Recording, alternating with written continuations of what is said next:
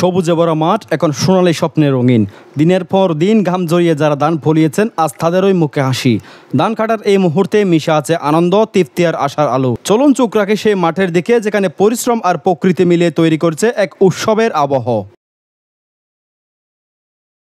এই বাংলার মাটি, এই বাংলার মানুষ দুইয়ে মিলে তৈরি হয়েছে আমাদের প্রাণ। আর সেই প্রাণের কেন্দ্রবিন্দুতে যারা আছেন তাদের নাম কৃষক। তাদের গাম, তাদের শ্রমে আমাদের থালায় উঠে আসে সোনালী ধানের ভাত। আজ আমরা গিয়েছি সেই মানুষগুলোর কাছে যারা কাজ করেন মাটির সাথে মিশে। আসুন দেখে আসি তাদের আনন্দ, তাদের গল্প। এ যেন এক উৎসব। মাঠ জুড়ে শুধু ব্যস্ততা নয়, আছে গান, হাসি, মিলেমিশে কাজ করার আনন্দ।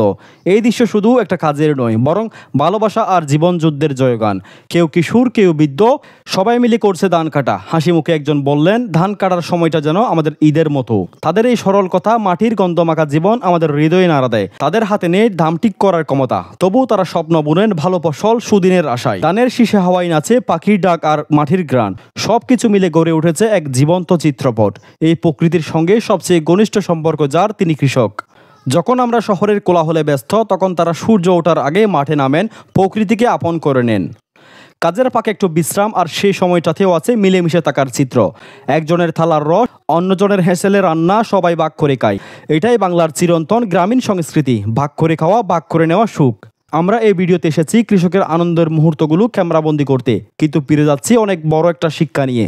কৃষক মানে শুধু ধান কাটা নয়, কৃষক মানে সাহস, ধৈর্য আর অফুরন্ত শ্রমের উৎস। তারা আছেন বলেই আমরা বাঁচি। তাই আসুন শুধু ভিডিও দেখে নয়, মন থেকে বলি আমরা কৃষকের পাশে আছি। তাদের গ্রামেই আমাদের অন্ন, আসুন কৃষকের পাশে থাকি।